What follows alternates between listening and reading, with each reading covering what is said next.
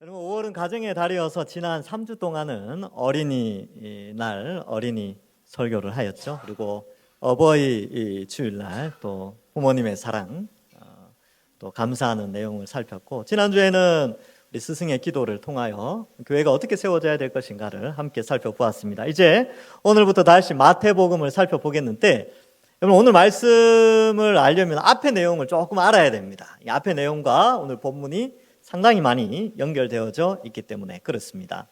예수님께서는 오병이어 사건을 통하여서 이제 하나님 나라를 미리 맛보여 주시고, 제자들을 갈릴리 호수 북서쪽으로 다시 배를 태워 보냈죠. 근데 역풍이 불어서 가지를 못하니까 밤 사경에 예수님이 무리를 걸어서 제자들에게 와서 게네사렛 지역으로 가시게 됩니다.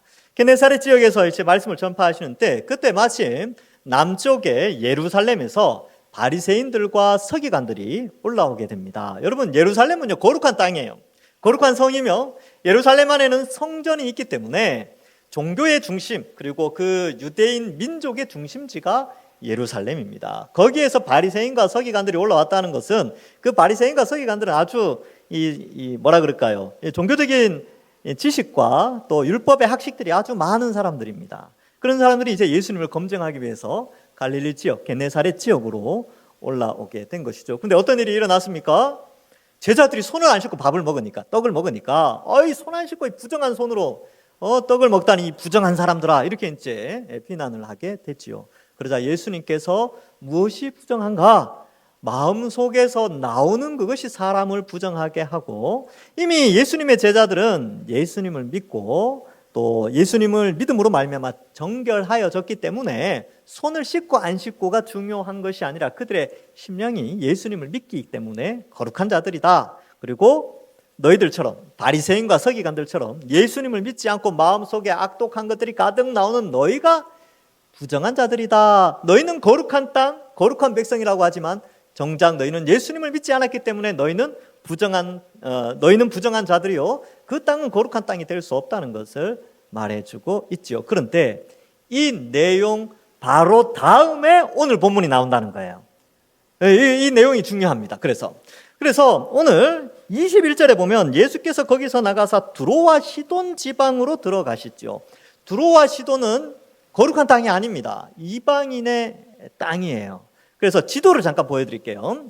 첫 번째 지도를 보면 이게 두로와 시돈이 저 북쪽에 있지요. 위쪽에 보면 두로와 시돈이 있는데, 옛날에는 페니키아 땅이라고 했습니다. 헬라어로는 페니키아고 라틴어로는 포에니라고 표현합니다. 그리고 우리 번역에서는 버니게 혹은 보니게 이렇게 번역이 되어지는데, 이 페니키아 그 문명이요, 아시리아에 의해서 나중에 멸망을 하게 됩니다. 그래서 이 지도가 페니키아 지도지만 이게 이제 옛날 구약 시대 때 지도고요, 신약 시대 때 지도는 다음 지도와 같습니다. 이렇게 이제 신약 시대는 도시는 있지만 페니키아라는 지역은 없지요. 그러나 로마의 관할권 아래에서는 저 두로와 시돈을 수로 보니게, 시리아 베니게 이렇게 표현을 합니다. 시리아 페니키아 지역 이렇게 되죠. 그걸 이제 번역을 하면 수로 보니게 이렇게 되는 겁니다. 자, 그래서 이 수로 보니게인데 왜 수로 보니게냐? 마가복음 7장에 보면 7장 26절에 이렇게 기록되어 있습니다. 똑같은 내용인데요.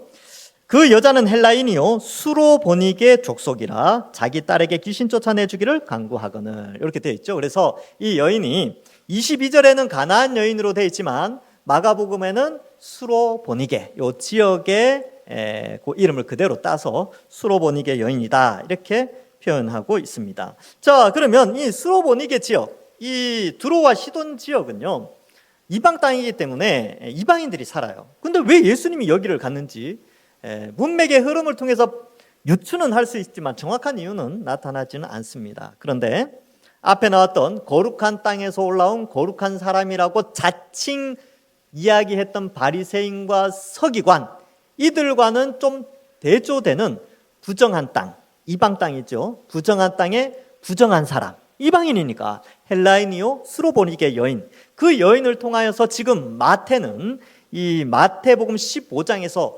무엇이 거룩한 것인가, 어디가 거룩한 땅이며 누가 거룩한 사람이며 누가 하나님의 자녀인가를 역설적으로 표현하고 있다는 겁니다. 그래서 이런 관점에서 오늘 본문을 살펴보면 이 15장, 마태복음 15장의 그 내용들을 재미있게 파악할 수 있게 됩니다. 여러분, 두로와 시돈은요, 그 두로와 시돈 사이에 조그마한 도시가 또 하나 있어요. 그 도시 이름이 사르밧입니다. 근데 신약 시대에는 사렙다라고 합니다. 사렙다. 여기 옛날에 엘리야가 거기 이제 잠시 피신해 있었죠. 이방 땅입니다.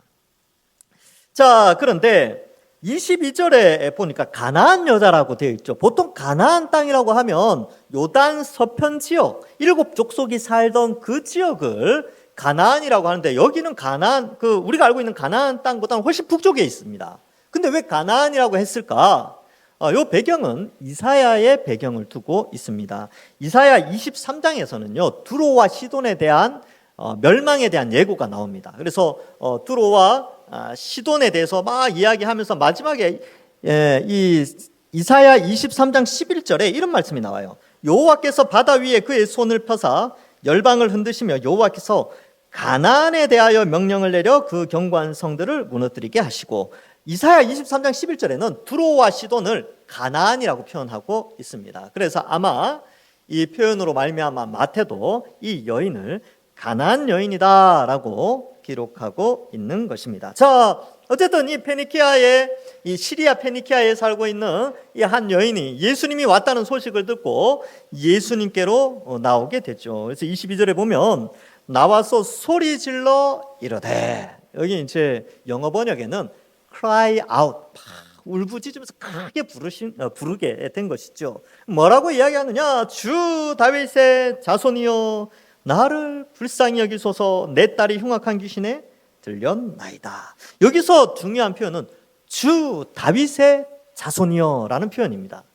주라는 단어는 이 주인, 내가 완전히 순종해야 될 대상, 이 주라는 표현을 쓸 때는 순종, 복종, 이 개념이 들어갑니다. 그래서 2000년 전에는 자기 집의 주인들, 그때는 노예 제도가 있었으니까 노예가 자기 집 주인에게 주라고 표현했고, 일반적인 사람들은 황제를 주라고 표현했습니다. 그래서 절대 순종, 복종의 대상, 그를 주라고 하는데, 이 이방 여인이 예수님께 나와서 주라고 표현하는 거예요. 당신의 말에 당신은 나의 주인이십니다. 나의 왕이십니다. 당신은 바로 나의 왕으로서 내가 철저하게 순종하겠습니다 라고 하는, 어떻게 보면 하나님 나라의 백성의 모습을 잘 보여주고 있죠. 그리고 그 뒤에 나오는 다윗의 자손, 이 표현이 참 의미가 있는데, 이 헬라 여인이고 수로보니게 여인이 어떻게 이러한 표현을 알 수 있었을까?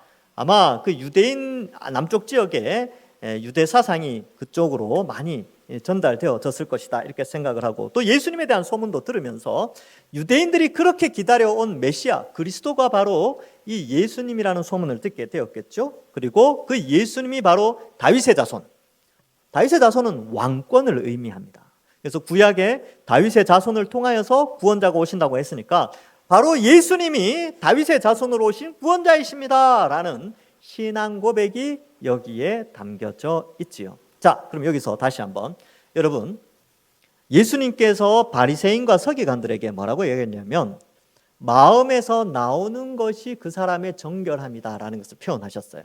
그래서 보통 사람들은 마음속에 온갖 악한 것들이 있지요. 그 앞에 내용에 보면 그 내용이 나와요. 지금 바리새인과 서기관들은 그들의 말을 통하여 예수님을 부정하고 예수님을 비판하며 예수님을 믿지 않았어요. 그런데 지금 이 여인은 형식은 겉으로 보면 이방 땅이요 이방 여인이기 때문에 바리새인과 서기관들의 눈에는 부정한 사람입니다. 근데 이 부정하다라는 형식, 그 이방인이라는 그 형식 가운데 그 마음에서 나오는 소리가 뭐냐 하면 주 다윗의 자손. 이 표현을 통하여서 누가 거룩한 자냐, 누가 하나님의 자녀고 어디가 거룩한 땅이냐라는 것을 의도적으로 보여주고 있는 것이지요. 그래서 이 다윗의 자손, 사실 주 다윗의 자손이여, 이 표현은요 앞에 나왔던 바리새인과 서기관들이 먼저 했어야 합니다. 유대인들이 먼저 이 고백을 하고 그 다음에 이방인에게 이 메시지가 전파되어야 되는데, 앞에 나오는 바리새인과 서기관들은 이 고백을 하지 않고 오히려 예수님을 죽이려고 하지요. 자, 그래서 이러한 표현들을 우리가 좀 눈여겨볼 수 있고요. 그녀가 그렇게 소리를 질렀던 것은 바로 그의 딸이 흉악한 귀신에 들렸기 때문에 그렇습니다. 마가복음에는 더러운 귀신에 들렸습니다 라고 표현을 하고 있습니다. 흉악하고 더러운 귀신이 들린 것이지요. 여러분, 이 이제 장애를 가진 부모의 표정을 본 적이 있습니까? 저는 제가 전에 있었던 교회에서는 이 장애인들을 모아서 이 토요일 날 예배를 드렸어요. 근데 이제 거기에는 부모님들이 같이 오게 되는데 거기 한 20여 명의 장애인들이 있었어요. 근데 그 어머니들과 함께 예배를 드리는데 어머님들의 표정이요, 정말 힘들어 보여요. 그리고 얼굴이 굉장히 우울해 보입니다. 그리고 참 많은 짐을 지고 가는 사람의 표정을 제가 볼 수 있었습니다. 그리고 그분들이 하시는 말씀이 그거래요. 어쨌든 이 아이보다 내가 조금 더 오래 살았으면 좋겠다. 부모가 먼저 죽으면 이 내 아이를 누가 책임지냐는 것이죠. 그래서 장애우들이 조금 수명이 그렇게 길지 않기 때문에 부모의 마음이 늘 그렇다고 합니다. 그러니까 그 미래가 얼마나 암울하겠습니까? 얼마나 어둡겠습니까? 그리고 잠시도 눈을 뗄 수가 없어요. 보통 자녀들을 키우면 어릴 때는 이게 손이 많이 가기 때문에 힘들죠. 그러나 어느 정도 장성하게 되면 독립을 하게 되고 스스로 이렇게 활동하게 되어서 부모의 짐이 좀 가벼워집니다. 근데 그렇지 않아요. 장애우들의 부모님은 평생을 책임지기 때문에 너무나 힘들어요. 이 여인도 마찬가지입니다. 자기 딸이 흉악하고 더러운 귀신이 들렸기 때문에 그 미래가 어땠을까요? 암울하죠. 평생을 책임져야 되고 또 그 모든 뒤치다거리를 다 해야 되기 때문에 얼마나 힘들까요? 우울한 미래밖에 없었습니다. 그런데 그에게 정말 놀라운 소식이 전해지는 것이죠. 남쪽 갈릴리 지역에서 예수라는 사람이 있는데 그 사람은 많은 병자들을 고치고 귀신을 내어 쫓는 놀라운 그런 전능한 신적인 존재가 갈릴리에 누가 있다더라. 이 소문이 들린 거예요. 그분의 이름은 예수님이고 유대인들이 말하기를 그 사람은 바로 그리스도요, 하나님의 아들이요, 또 유대인들이 그렇게 기다려온 그런 구원자다라는 소문을 이 여인이 듣게 됩니다. 이 소식을 들었을 때 이 여인의 마음속에는 어떤 마음이 들었을까요?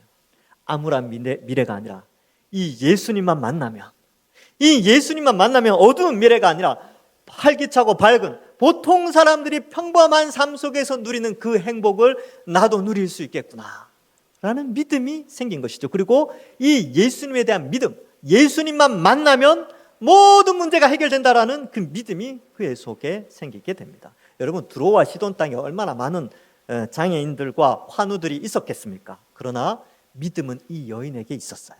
하나님이 이 여인에게 믿음의 선물을 주신 것이죠. 그래서 이 여인이 예수님이 오셨다는 소식을 듣고 찾아가서 소리를 지르는 겁니다. 이건 뭐 체면이고 뭐고 이런 거 없어요. 자식 살린다는데 부모가 뭐 그런 거 따지겠습니까? 그렇죠? 그래서 예수님 앞에 달려가서 소리를 지르게 되는 것이죠. 소리를 좀 심하게 질렀나 봐요. 그래서 제자들이 23절에 보면 예수께서 한 말씀도 안 하시죠. 약간 좀 여인의 입장에서는 좀 자존심이 상했을 수도 있어요. 아니, 갈릴리 지역에서는 사람들이 고쳐달라고 그러면 다 고쳐주면서 내가 이렇게 소리 지르는데 예수님이 들은 척도 안 한다라고 생각할 수 있는데 한 말씀도 대답하지 않으시니 제자들이 와서 청하죠. 여자가 뒤에서 자꾸 소리 지르는데 빨리 좀 보내시죠, 예수님. 이렇게 말합니다. 그리고 예수님이 아주 의외의, 우리가 생각하는 예수님이 아닌 것처럼 아주 의외의 반응을 하시는데 24절에 보니까 예수께서 대답하여 이르시되 나는 이스라엘 집에 잃어버린 양 외에는 다른 데로 보내심을 받지 아니하였노라. 제가 이거 보면서 이 여인이 그렇게 생각할 수도 있었죠. 그럼 예수님 왜 이곳에 오셨습니까? 왜 하필 여기 오셨습니까? 이렇게 생각할 수도 있잖아요. 그렇죠?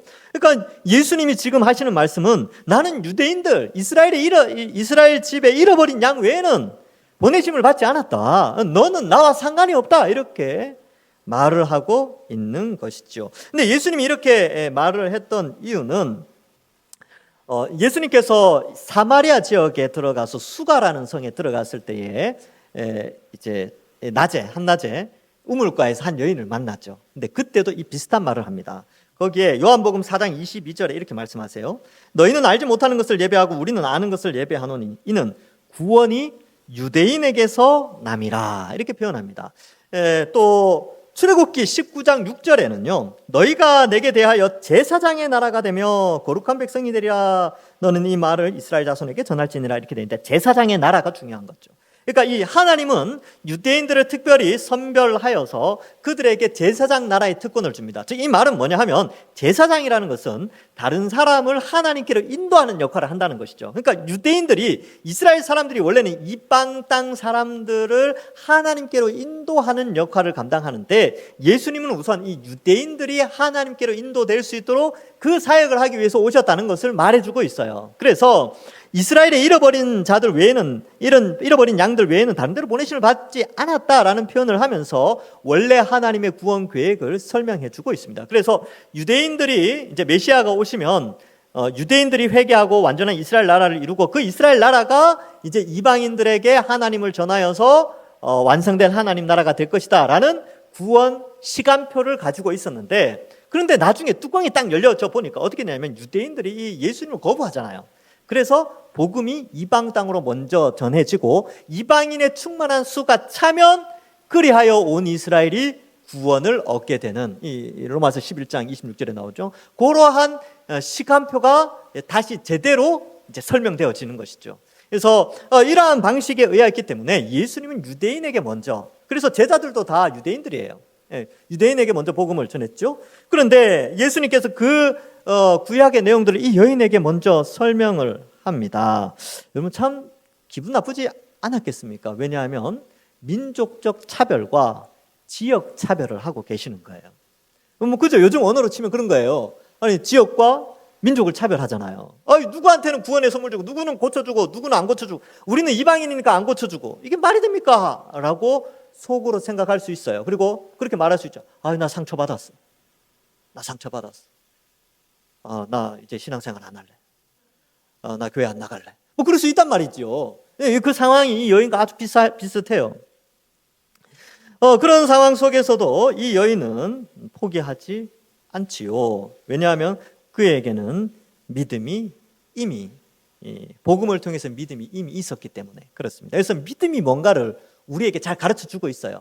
여러분 이 믿음 생활할 때 많은 상처들을 받고 이해할 수 없는 상황들 그리고 내가 기대하는 바와는 다른 방향으로 신앙생활이 전개될 때가 있습니다. 그럴 때 우리는 상처를 받죠. 아니 예수님 믿으면 잘 먹고 잘 살고 내 모든 것들이 잘 될 줄 알았는데 이게 막혀진단 말이죠.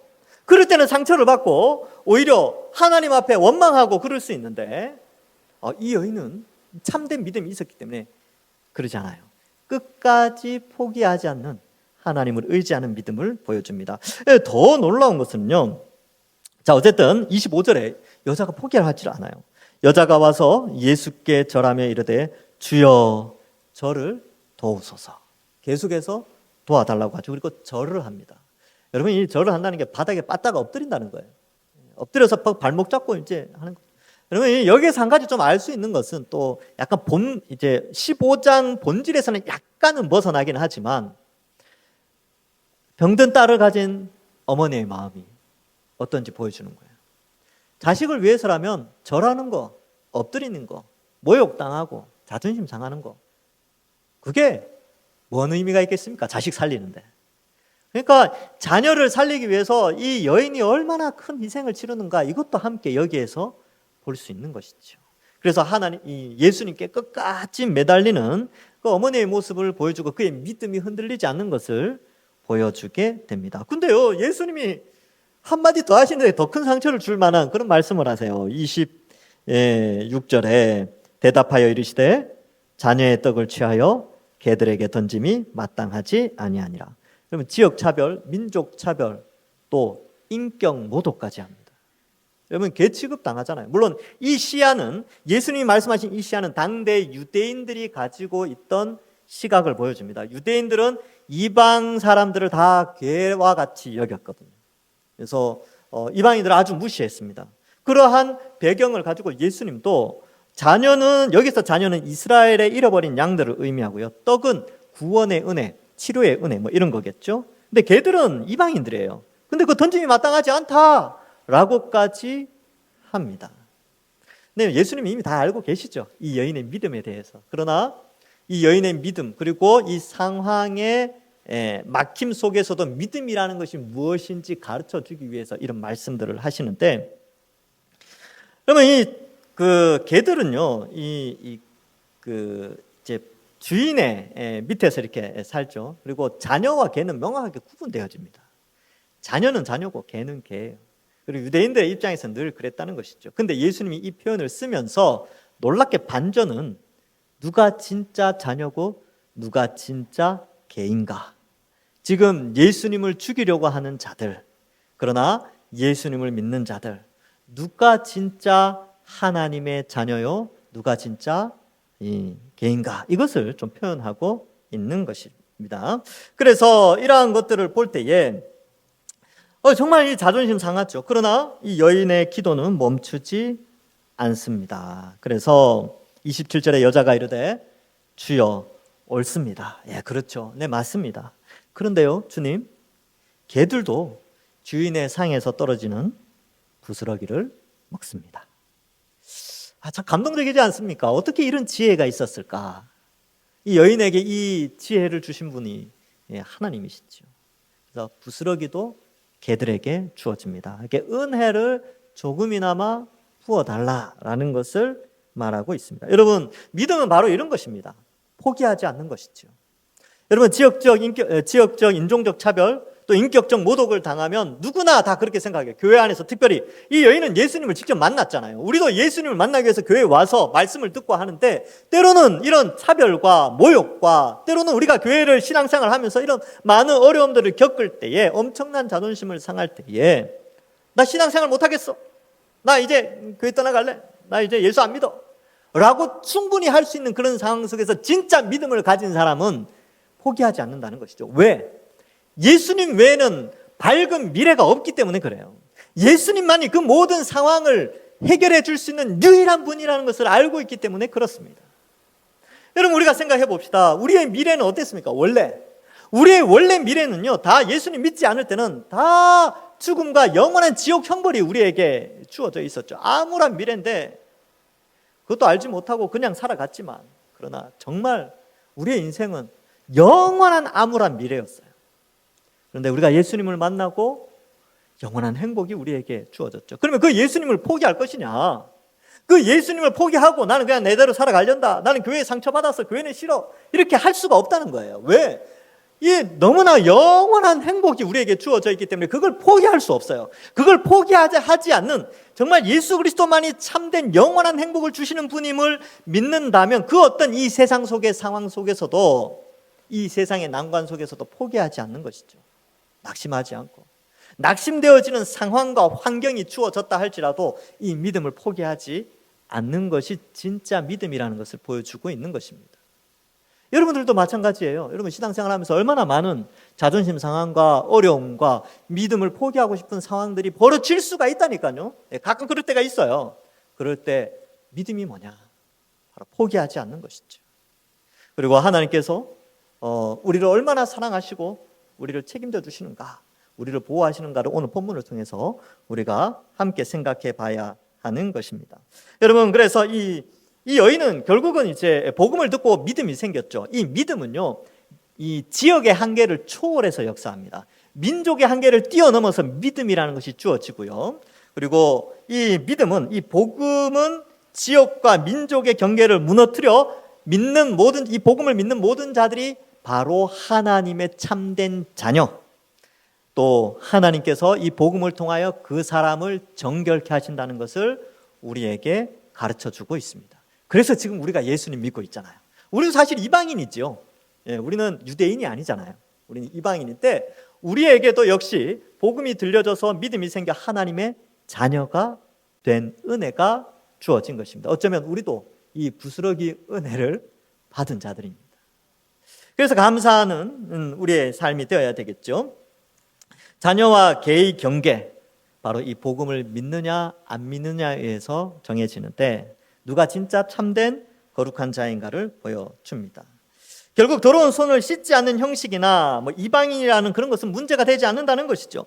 참된 거룩은 예수 그리스도를 믿느냐 안 믿느냐가 중요한 것입니다. 손만 부지런히 씻는 바리새인과 서기관들과는 구별되어지는 것이지요.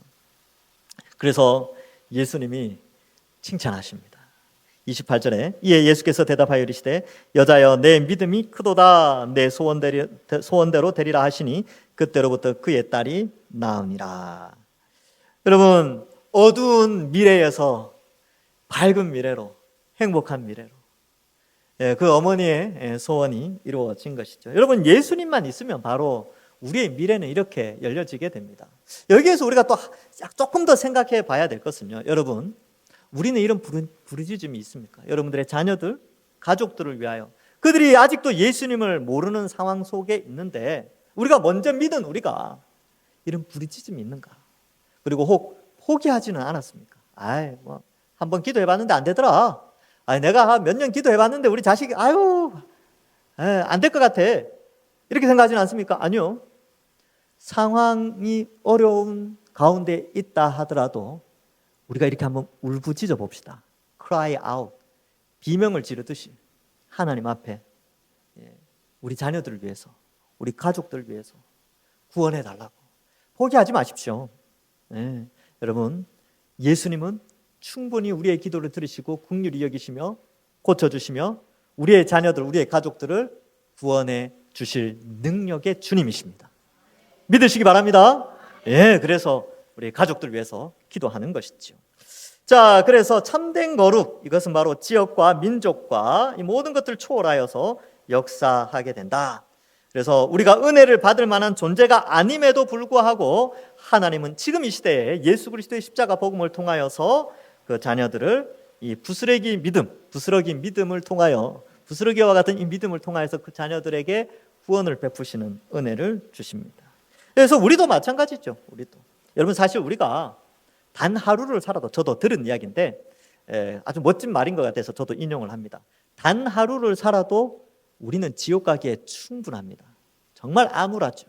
그런 가운데 하나님이 은혜를 주셔서 우리를 구원해 주셨습니다. 자, 그래서 하나님 나라의 특징, 하나님 나라의 백성의 특징은 정결인데 그 정결은 바로 예수님을 믿는 것, 형식이 아니라 민족에 의해서 결정되는 것이 아니라 예수님을 믿는 믿음을 통하여 바로 하나님 나라의 자녀가 되고 백성이 되고 정결하게 되어진다라는 것을 보여줍니다. 자, 이제 29절 이하에서는 그렇다면 이 예수님을 통하여서 어떠한 미래가 펼쳐질 것인가? 이 예수님을 믿는 하나님의 자녀들에게 미래, 그 밝은 미래라는 것이 뭐냐? 보시면 예수께서 거기서 떠나 갈릴리 호숫가에 이르러 산에 올라가 앉으시니, 그러니까 이제 다시 두로와 시돈에 갔다가 이쪽으로 내려오십니다. 근데 두로와 시돈에서 유일한 사건은 이거예요. 지금 여기에서는 다른 사건은, 두로와 시돈에서는 뭐 다른 사람들을 고쳐주셨다, 말씀을 전했다라는 게 없고 이 여인의 사건만을 기록하고 있습니다. 왜냐하면 앞과 뒤에 비교를 통하여서 무엇이 참된 정결함인가를 보여주기 때문에 그렇습니다. 자, 이제 갈릴리 해변에 오시고 산에 올라가셔서 많은 사람들을 가르치시며 병을 고쳐주시죠. 30절에 보면 다리 저는 사람, 장애인, 맹인, 말 못하는 사람, 또 여러 사람들을 고쳐주시죠. 그들이 말을 하게 되고요, 온전하게 되고 다시 걷고 보게 되는 것이죠. 이 장면은 의도적으로 이러한 묘사들이 잘 이렇게 기록되어 있는 것은 이사야가 예언한 말씀의 성취를 표현하고 있습니다. 이사야 35장 5절과 6절에 보면 그때에 맹인의 눈이 밝을 것이며 못 듣는 사람의 귀가 열릴 것이며 그때에 저는 자는 사슴같이 뛸 것이며 말 못하는 자의 혀는 노래하리니 이는 광야에서 물이 솟겠고 사막에서 시내가 흐를 것임이니라. 이 이사야 35장에는 메시아가 오셔서 통치하실 하나님 나라의 영원한 아름다움을 노래하고 있습니다. 거기에 바로 이 항목들이 나오죠. 맹인, 못 듣는 사람, 말 못하는 사람, 못 걷는 사람들의 내용이 나오는데 여기 바로 마태복음 15장 29절 이하에 이 내용을 기록하면서 이사야의 그 예언이 지금 예수님을 통하여 성취가 되어졌다라는 것을 가르쳐주고 있으며 바로 이사야가 예언한 이 메시아, 그 구원자가 바로 예수님이다라는 것을 가르쳐주고 있습니다. 그러면 이사야 이 내용 끝에 보면 광야에서 물이 솟아나고 사막에 시내가 흐르는 것은요 예수님의 재림을 통하여서 완성되어질 미래를 묘사하고 있습니다. 그래서 2000년 전에 이 사건이 한번 성취가 되어졌죠. 그래서 앞으로 완성될 하나님 나라, 예수님께서 재림하여서 우리 모든 사람들이 영광스러운 부활의 몸으로 부활하여 다시는 질병 없이, 고통 없이, 죽음 없이, 아픔 없는 그러한 몸으로, 영광스러운 부활의 몸으로 우리가 변화될 것을 알려주고 있으며, 이제 주님의 오심으로 말미암아 영생과 복락의 희망을 우리에게 가르쳐주고 있습니다. 말씀을 맺습니다. 믿음은 어떤 환경, 또 어떠한 말, 어떤 사람에게서도 흔들리면 안 됩니다. 그리고 우리의 가진 믿음은요, 사람을 정결하게 하고 하나님의 자녀가 되게 하는 믿음입니다. 그래서 어떤 형식이 아니라 그 마음에 정말 예수 그리스도를 믿고 있느냐, 이 믿음은, 이 복음은 지역과 민족과 이 모든 것들을, 상황들을 초월하여 역사하여 우리를 구원에 이르도록 해 주시는 것입니다. 그래서 우리 모두는요, 이 여인이 소망했던 것 있죠. 딸이 낳아서 행복한 미래를 꿈꿔왔던 것처럼 우리도 예수님의 재림으로 말미암아 영원한 행복이 우리에게 주어진다는 사실, 그 사실을 믿고 아무리 어려운 상황, 낙심되는 상황, 또 신앙생활 하면서 자존심 상하고 힘들다 할지라도 이 믿음을 잘 지켜서 나중에 주님 만났을 때에 주님이 여러분들을 바라보시면서 누구누구야, 내 믿음이 그도다, 이렇게 칭찬받으시는 우리 모든 주의 백성들 되시기를 주님의 이름으로 간절히 축원합니다. 기도하겠습니다. 하나님 아버지, 은혜를 감사합니다. 우리를 택하여 성령을 보내어 주시고 복음을 믿어 하나님의 자녀로, 하나님의 백성으로 삼아 주시니 감사합니다. 이제 우리가 예수님을 믿음으로 말미암아 행복한 미래가 준비되어 있다는 사실을 알고 영생과 복락의 완성될 하나님 나라, 예수님의 재림으로 말미암아 완성될 그 나라를 우리가 소망하면서 때로는 힘들고 지치고, 때로는 자존심도 상하고, 때로는 이해할 수 없는 고난의 상황이 벌어진다 할지라도 예수님을 끝까지 믿고 살아가는 저희들 되게 하시고, 또 특별히 오늘 말씀에 비추어 봤을 때 우리가 하나님 앞에 부르짖어야 될 우리의 자녀들, 우리의 가족들을 위하여 계속해서 그들의 구원을 위하여 기도하는 저희들 될 수 있도록, 또 그 부르짖는 기도의 제목을 주님께서 다 들어 응답하여 주시옵소서. 감사드렸고 예수님의 이름으로 기도하옵나이다. 아멘.